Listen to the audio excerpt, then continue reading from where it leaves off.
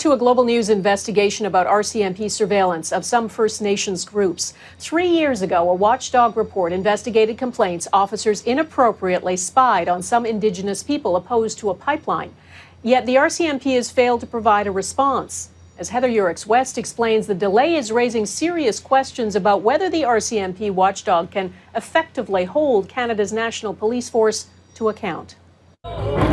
In 2010, a group of Northern BC First Nations began a campaign to stop the Northern Gateway pipeline from being built across their territory. They had no idea they were being watched by the RCMP until a 2011 intelligence report came to light. In it, the RCMP described a private meeting organized by the Indigenous leaders. I was in shock.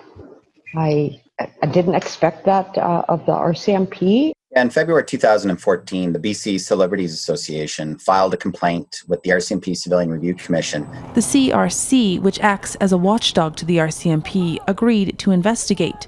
In June 2017, a report was submitted to the RCMP. But to date, there has been no response from the commissioner, and the report has not been made public. This copy, obtained through access to information legislation, is heavily redacted. But in a letter to the BC Civil Liberties Association, the Commission's acting director revealed the report contained 18 findings and 7 recommendations for the force. We believe that it seems that the Civilian Review Commission may have found evidence that the RCMP was in fact engaged in those activities.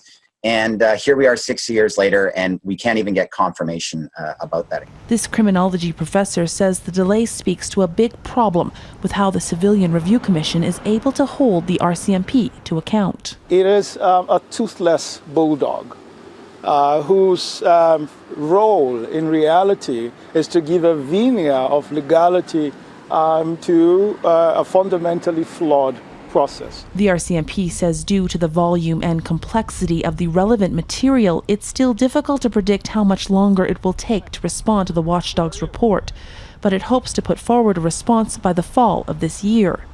After 3 years, Jackie Thomas believes enough time has already passed. I would like to see it public. I would like to read it and review it for myself. Heather Yourex-West, Global News, Calgary.